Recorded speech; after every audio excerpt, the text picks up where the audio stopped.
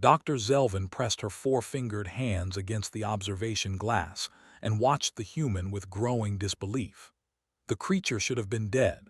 By every calculation, every model, every scientific principle she understood, the being in the chamber should have stopped functioning 3 standard cycles ago. The human was sitting on the floor of the environmental chamber, legs crossed in what she had learned was called a meditation pose. Its chest rose and fell in steady rhythm. Sweat covered its skin. The temperature inside that chamber was 47 degrees above what humans considered normal. The oxygen level was barely half of what Earth provided. The atmospheric pressure was crushing. And yet there it sat, breathing, living. "This is impossible," Zelvin said. Her colleague, Dr. Thren, moved closer on his 6 legs. His compound eyes reflected the harsh lights of the laboratory. "The readings are accurate. I have checked them 17 times. "Then your equipment is broken." "It is not broken." Thren pulled up a holographic display. Numbers and graphs floated in the air between them. "The human has now survived 72 standard hours in conditions that would kill any member of any known species within the first 2 hours. Its body has somehow adapted." Zelvin shook her head, a gesture she had picked up from studying humans. "Bodies do not adapt that quickly. Evolution takes generations, hundreds of generations, thousands." "And yet," Thren pointed at the human, "there it is." The human in question was named Marcus Cole. He was 34 years old by Earth counting. He had been a survival instructor back on his home world, teaching people how to live through extreme conditions in places like deserts and frozen mountains and dense jungles. When the Galactic Science Consortium had put out a call for human volunteers to participate in what they called environmental tolerance studies, Marcus had been one of the first to raise his hand. He had expected some discomfort. He had not expected to be locked in a death trap for 3 days. But Marcus was not worried. He had been in worse situations. Once, he had been lost in the Sahara Desert for 6 days with only half a liter of water. Another time, he had fallen through ice into a frozen lake and had to walk 12 miles back to camp with hypothermia setting in. Compared to those experiences, this was just another Tuesday. The heat was bad, yes. Every breath felt like swallowing fire. But Marcus had learned long ago that the body could handle far more than the mind believed. The trick was not to fight the conditions. The trick was to accept them, to let the body do what it had been designed to do over millions of years of evolution on a planet that wanted to kill everything on it. Earth was a death world. Marcus had heard the aliens use that term when they thought he could not hear them. They said it like it was a curse word, like the very idea of Earth was something shameful and terrifying. And maybe it was, from their perspective. Most species in the galaxy had evolved on gentle worlds with stable climates and predictable ecosystems. Their bodies were optimized for comfort and efficiency. Humans were optimized for survival. Outside the chamber, Zelvin was having a small crisis of scientific faith. Everything she knew about biology was being challenged by the stubborn creature in front of her.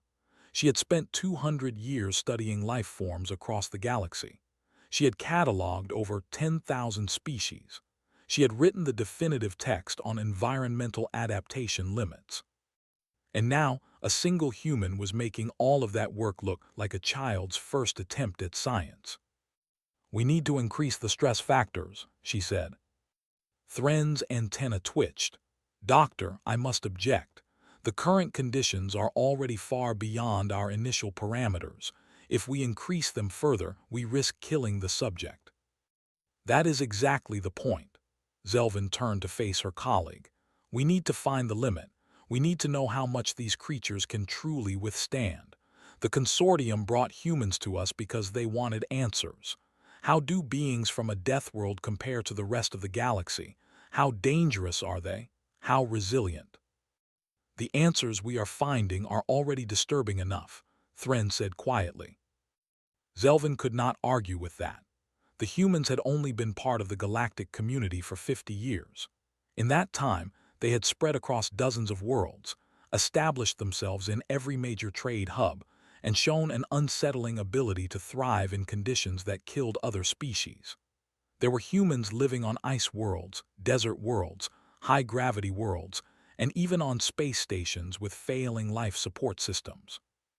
When the colony on Thresh IV had lost its environmental systems, the other species had evacuated immediately. The humans had stayed. They had wrapped themselves in homemade insulation, rationed their food, melted ice for water, and survived for 2 months until rescue ships arrived. Out of 300 colonists, 270 were humans. All of them lived. That event had prompted the consortium to authorize these studies. They needed to understand human survival abilities. They needed to know if humans were a threat or an asset or both. Inside the chamber, Marcus opened his eyes. He could feel the heat trying to cook him from the inside out. His skin was red and tender. His throat was raw, but he was still alive and he was getting angry. He had agreed to participate in these studies because the payment was good and because he was curious about alien science. He had not agreed to be treated like a lab rat. The aliens had promised that the tests would be challenging but safe. They had lied. Marcus stood up slowly, his muscles protesting the movement. He walked to the observation window and looked directly at the 2 aliens watching him. His eyes were bloodshot and fierce. "Hey," he said, his voice rough but clear through the intercom system. "I know you can hear me, and I know you are testing my limits, so let me tell you something." Zelvin leaned forward, fascinated despite herself. "My species," Marcus continued, "has climbed the highest mountains on our world. We have dived to the deepest parts of our oceans. We have walked across frozen wastelands and crawled through burning deserts. We have survived ice ages and volcanic winters and plague and famine and war."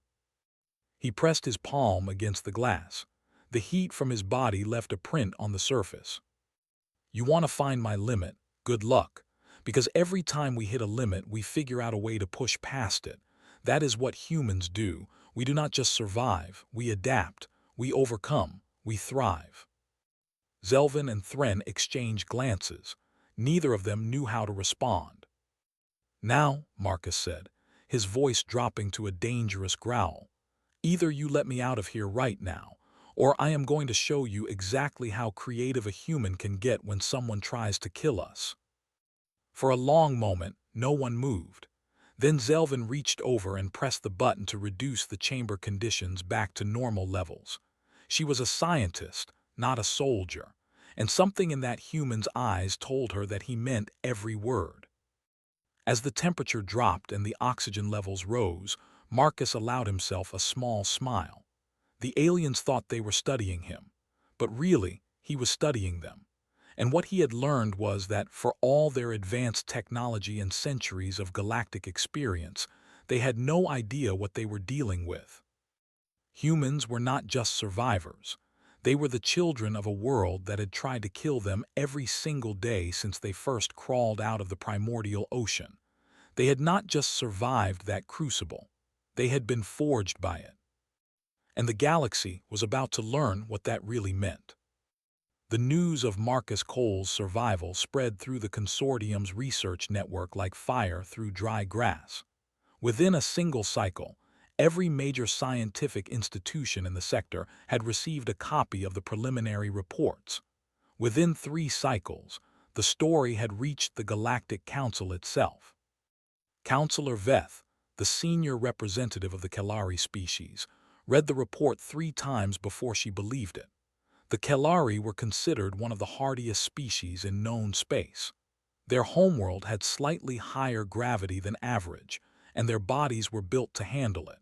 But even a Kelari would have died within hours under the conditions that the human had endured for days. "This must be an error," Veth said to her aide. "The equipment must have malfunctioned." "The readings have been verified by 17 independent experts, Counselor. They are accurate." Veth set the datapad down and stared out her office window at the sprawling cityscape below. Millions of beings from hundreds of species lived in this city. They had built their civilization on the principle that cooperation and mutual support were the keys to survival. They helped each other because that was how one thrived in the galaxy. But humans did not need help, not in the same way. They could survive alone in conditions that would kill anyone else. That made them unpredictable, and unpredictable things were dangerous. "Call an emergency session of the Council," Veth ordered. "We need to discuss the human question." On the research station, Marcus had been moved to more comfortable quarters. Dr. Zelvin had personally overseen his recovery, partly out of scientific interest and partly out of guilt for what she had put him through. She had not meant for the tests to go that far. She had underestimated human endurance by such a massive margin that she felt embarrassed by her own ignorance. "How are you feeling?" she asked him during one of her daily checkups. Marcus shrugged. He was sitting on the edge of his bed, eating something that the station's food synthesizers claimed was similar to chicken. It was not, but he ate it anyway. "I have felt worse," he said. "Once fell off a cliff and broke both my legs. Had to crawl 2 miles to the nearest trail. This is nothing compared to that." Zelvin's eyes went wide. "You crawled 2 miles with broken legs?" "Yeah, took about 6 hours. Would have been faster, but there was a lot of blood and I kept getting dizzy." How did you not die?" Marcus looked at her with genuine confusion. "Why would I die? I was injured, not dead. There is a difference." Zelvin did not know how to respond to that. In her experience, injuries like that were death sentences. A Kelari with 2 broken legs would have gone into shock and died within the hour.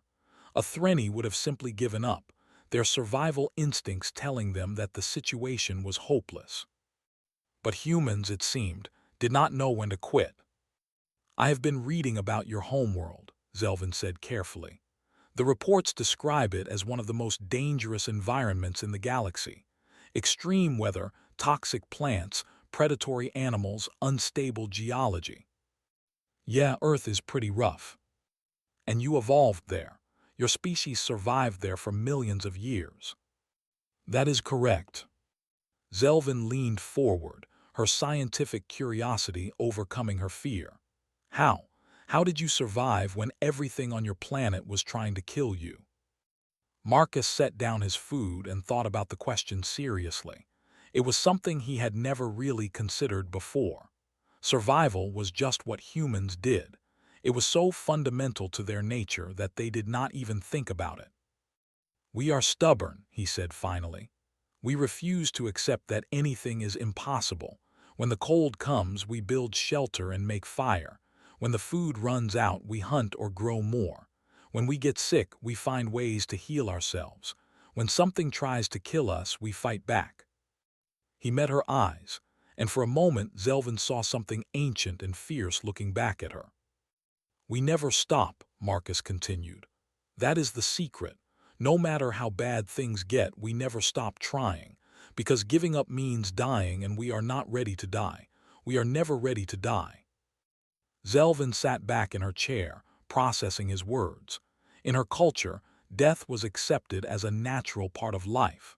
When conditions became unsurvivable, beings were expected to accept their fate with dignity. Fighting against the inevitable was considered foolish and wasteful. But humans did not believe in the inevitable. To them, every obstacle was just a problem to be solved.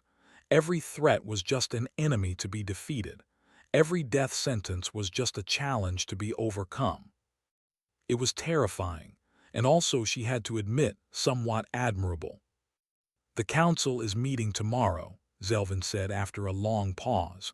"They want to discuss your species, what you are capable of, what kind of threat you might pose to galactic security." Marcus raised an eyebrow. "A threat? We have been part of your community for 50 years. We have never started a war or attacked anyone." "That is true, but now they know what you are capable of surviving. And if you can survive anything, then you cannot be stopped by anything. That makes the other species nervous." Marcus laughed, but there was no humor in it. "So because we are hard to kill, you think we are dangerous?" I'm not saying I agree with them, Zelvin said quickly, but you must understand their perspective. Most species in the galaxy are fragile. They need specific conditions to survive. If those conditions change, they die. But humans can adapt to almost anything. You can live anywhere. You can survive anything. And that gives you an enormous advantage. An advantage we have never used against anyone. Not yet. The words hung in the air between them. Marcus understood what Zelvin was trying to tell him. The galaxy was afraid of humanity, not because of anything humans had done, but because of what they could potentially do. Their resilience was not seen as a virtue, but as a weapon waiting to be used. I want to speak to the council, Marcus said. Zelvin blinked. That is unconventional. Test subjects do not usually address the council. I am not just a test subject. I am a representative of my species. If you are going to make decisions about humanity based on what happened in your laboratory, then humans deserve a voice in that discussion. Zelvin considered his request. It was unusual, yes, but not impossible. And perhaps it would be good for the council to meet a human face to face, to see them as people rather than as data points in a report. I will see what I can do, she said. That night, Marcus lay in his bed and stared at the ceiling. He thought about Earth, about all the challenges his species had faced and overcome. He thought about his ancestors, who had crossed oceans in wooden boats and climbed mountains with nothing but ropes and their own determination. He thought about the astronauts who had traveled to the moon, the explorers who had reached the poles, the survivors who had walked out of disasters that should have killed them. Humanity had earned its place among the stars, not through advanced technology or peaceful evolution, but through sheer stubborn refusal to die. And now the galaxy was afraid of that tenacity. Marcus understood their fear. He even sympathized with it. But he was not going to apologize for what humans were. They were survivors. They were fighters. They were the children of a world that had tested them every single day and found them worthy.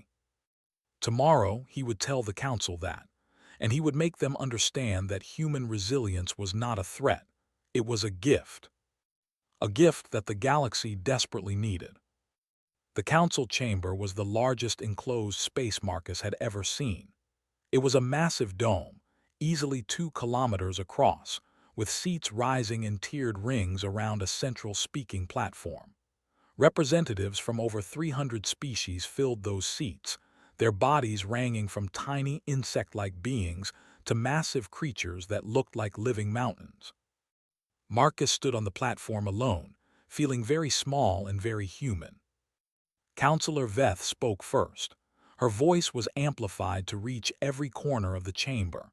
Human Representative Marcus Cole, you have requested permission to address this council regarding the recent survival studies conducted on your species. Permission is granted. You may speak. Marcus took a deep breath. He had given speeches before to groups of survival students and outdoor enthusiasts, but this was different. This was the fate of his entire species. Thank you, Counselor, he began. I understand that many of you are concerned about what the recent studies revealed. You learned that humans can survive conditions that would kill most other species, and that makes you afraid. A murmur ran through the chamber. No one had expected him to be so direct. I'm not going to stand here and tell you that you have nothing to fear, Marcus continued. Fear is natural. It is healthy. It keeps you alive. But I am going to tell you that you are afraid of the wrong thing. He paused, making sure he had their attention. You look at human survival abilities and you see a weapon. You think that because we can endure extreme conditions, we must be dangerous predators waiting to attack. But that is not what our resilience means. Our resilience is not about hurting others. It is about never giving up on ourselves. He began to walk slowly around the platform, making eye contact with as many delegates as he could. Let me tell you about my planet. Earth is a death world. Yes, I know that term. I have heard you whisper it when you think humans are not listening, and you are right to call it that. Our world has tried to kill us in every way imaginable. He held up a finger. Ice ages, great walls of frozen death that covered our continents and killed millions. Another finger. Super volcanoes, explosions so massive they blocked out the sun and poisoned the air. Another. Plagues, diseases that swept across our populations like fire, killing 1 out of every 3 people. Another. Predators, creatures with claws and teeth and venom that hunted us for food. He spread his hand wide. Earthquakes, tsunamis, hurricanes, droughts, floods, famines. Our planet has thrown everything it has at us, and we are still here. The chamber was silent. Every being in that vast space was listening. But we did not survive alone, Marcus said. That is the part you are missing. We survived together. When the ice came, we huddled around fires and shared warmth. When the plague struck, we cared for the sick and mourned the dead. When the predators attacked, we stood back to back and fought as one. He pointed to the delegates. You are afraid that our survival abilities make us dangerous loners who do not need anyone else. But that is exactly wrong. Our survival abilities exist because we are social. We evolved to work together to protect each other, to never leave anyone behind. When a human falls, another human picks them up. When a human is trapped, other humans dig them out. When a human is lost, other humans search until they are found. That is what being human means. Not surviving alone, surviving together. Counselor Veth leaned forward in her seat. That is a moving speech, human, but it does not address the core concern. Your species has abilities that give you an enormous advantage over others. How can we trust that you will not use those abilities against us? Marcus nodded. It was a fair question. You are right that we have advantages. We can survive in places where others cannot. We can endure hardships that would break other species. But let me ask you something. In the 50 years since we joined the galactic community, how many times have humans used those abilities to harm anyone? Silence. 0, Marcus said. Not once. Instead, we have used them to help. When the colony on Thresh IV lost its life support, humans stayed behind to keep the systems running while others evacuated. When the mining accident on Kelos Prime trapped workers underground, human rescue teams worked for 3 days straight without rest to dig them out. When the Varani plague spread through the outer colonies, human doctors volunteered to treat patients in quarantine zones where no one else was willing to go. He looked directly at Counselor Veth. Our resilience is not a threat to you. It is a resource. We can go places you cannot go. We can survive situations you cannot survive. And we are willing to do that. Not because we are trying to conquer the galaxy, but because helping others is what makes us feel alive. A delegate from a species Marcus did not recognize stood up. The human speaks of helping others, but how do we know this is sincere? Predators often pretend to be friendly before they strike. Marcus turned to face the speaker. That is true. Words alone mean nothing. Actions matter. So look at our actions. Look at what we have actually done, not what you imagine we might do someday. He began listing examples, drawing on everything he knew about human activities across the galaxy. Human engineers rebuilt the bridge network on Thelos after the earthquake. Human farmers developed drought-resistant crops that saved 6 colony worlds from famine. Human doctors created the vaccine that stopped the Varani plague. Human pilots run the most dangerous rescue missions in the sector because no one else can survive the conditions required to reach stranded ships. He spread his arms wide. We are not predators. We are protectors. That is what evolution on a Deathworld teaches you. It teaches you that the only way to survive is to take care of each other. And when we joined the galactic community, we did not stop thinking that way.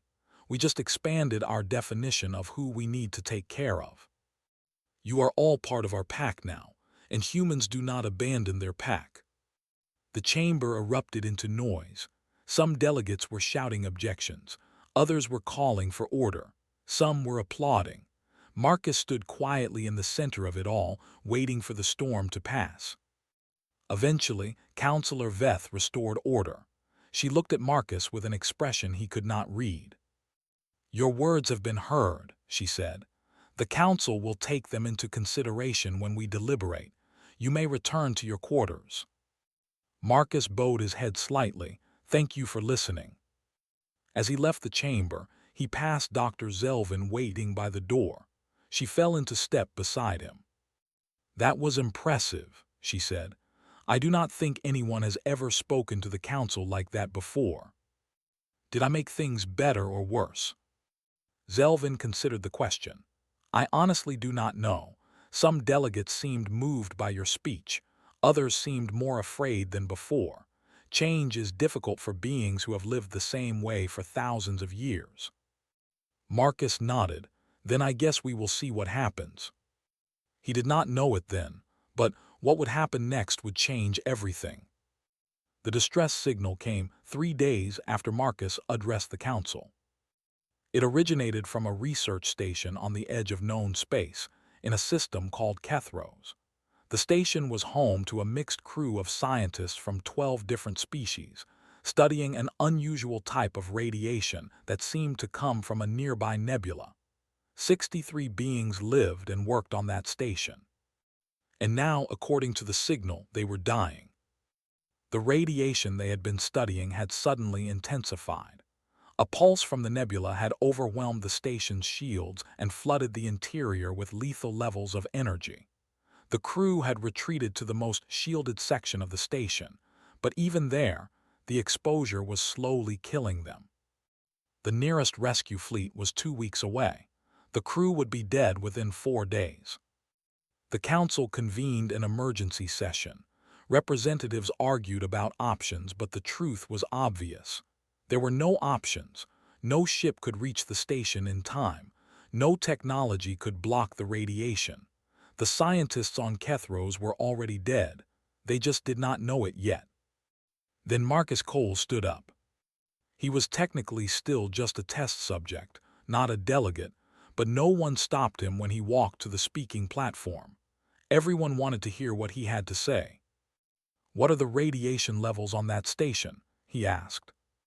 A Kelari scientist named Thorin answered. "Approximately 800 millisieverts per hour in the shielded section, more than double that in the rest of the station." Marcus nodded slowly. "That is bad, but not impossible." "Not impossible," Thorin sounded incredulous. "That level of radiation would kill a Kelari in less than an hour. It would kill most species in even less time." "It would not kill a human. Not immediately." Marcus looked around the chamber.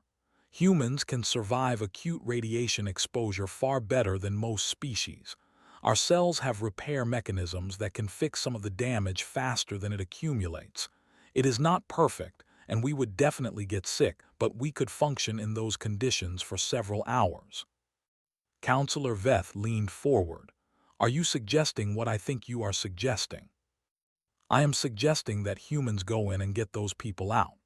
There is a fast courier ship docked at this station that could reach Kethros in 2 days.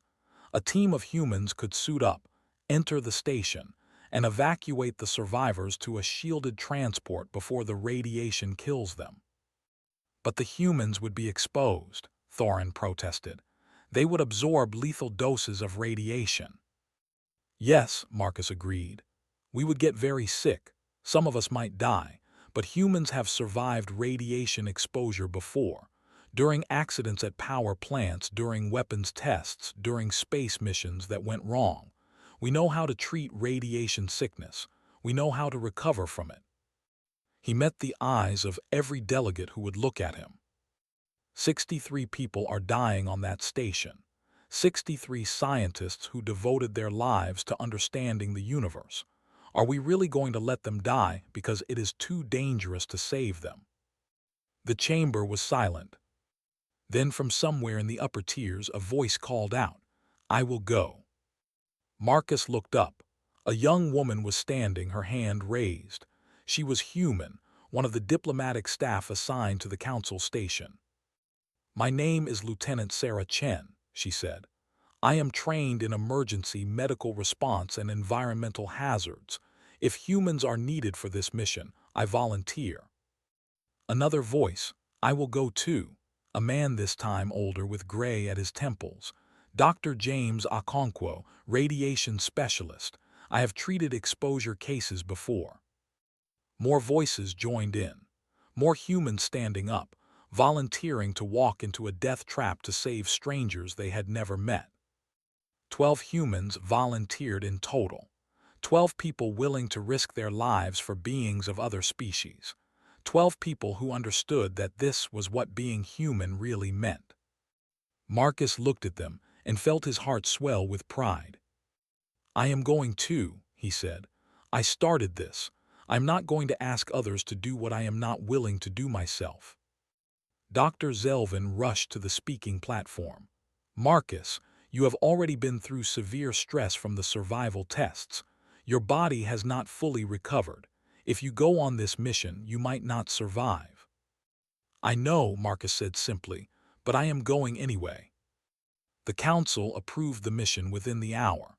The human volunteers gathered their equipment and boarded the courier ship. As they prepared to launch, Counselor Veth appeared at the airlock. She looked at the humans assembled in the cramped space of the ship. 13 beings, willing to risk everything for strangers. "I do not understand you," she said quietly. "I do not understand how you can be so willing to die for people who are not even your own species." Marcus smiled. "We do not think of it that way. To us, everyone is our species. Everyone is family, and you do not abandon family." Veth stared at him for a long moment. Then slowly she bowed her head. "May you find what you are looking for," she said. It was the Kalari way of wishing someone good luck. "Thank you," Marcus replied. "We will bring your people home." The airlock closed, and the ship launched into the darkness of space. 2 days later, they arrived at the Kethros system. The radiation levels had increased since the initial distress call. The station was now bathed in even more lethal energy than before. Scans showed that the survivors had retreated to the smallest, most shielded compartment available. Their life signs were weak but present. Marcus suited up alongside his fellow volunteers.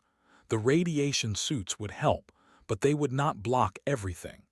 Every second they spent on that station would be damaging their bodies at the cellular level. "Everyone ready?" he asked. 12 voices answered yes. "Then let us go save some lives." They docked with the station and forced open the emergency airlock. The interior was dark and hot, the emergency systems barely functioning. Warning lights flashed in patterns that Marcus did not recognize, but the message was clear. "Danger, get out." They went in anyway. The rescue took 4 hours. 4 hours of carrying unconscious aliens through corridors filled with invisible death. 4 hours of ignoring the growing sickness in their bodies. 4 hours of refusing to give up, no matter how bad things got. When it was over, all 63 scientists had been evacuated to the shielded transport ship. Many were unconscious. Some were barely alive, but they were all still breathing. The humans collapsed on the deck of the courier ship, their bodies burning with radiation sickness. Marcus could barely move. His vision was blurry. His stomach was cramping. His skin felt like it was on fire. But he was alive, they all were. And they had saved everyone. The journey back to the council station took another 2 days. The humans spent most of that time in the medical bay, receiving treatment for their radiation exposure. Dr. Okonkwo, despite being sick himself, led the medical efforts, administering drugs and therapies that he had developed over decades of research. 3 of the human volunteers were in critical condition.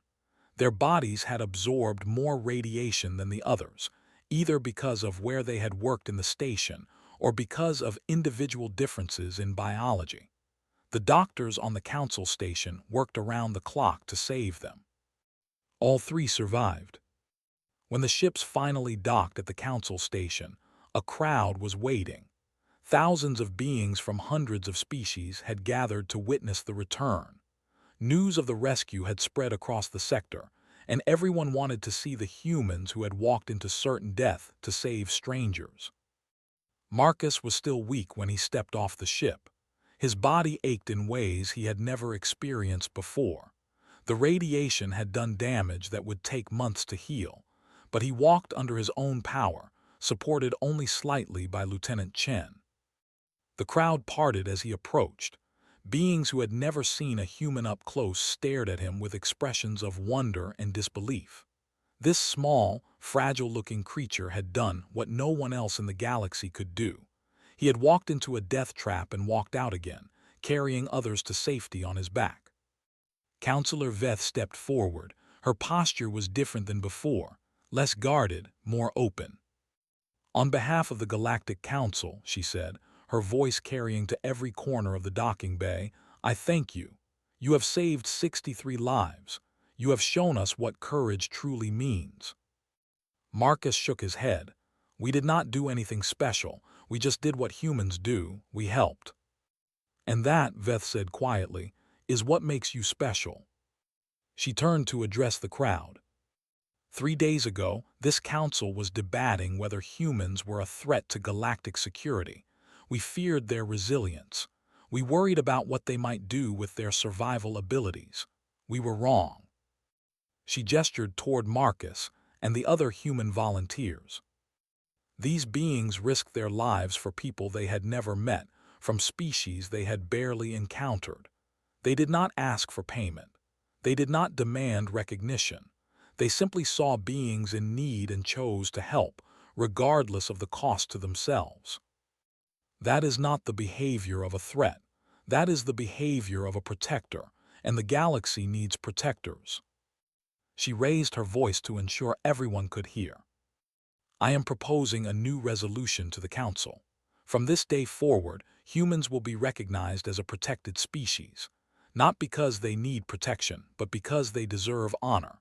And furthermore, I am proposing the creation of a new galactic emergency response force, staffed primarily by human volunteers. They have proven that they can go where no one else can go. They have proven that they will help anyone, anytime, anywhere. We should give them the resources to do that work on a galactic scale." The crowd erupted into cheers.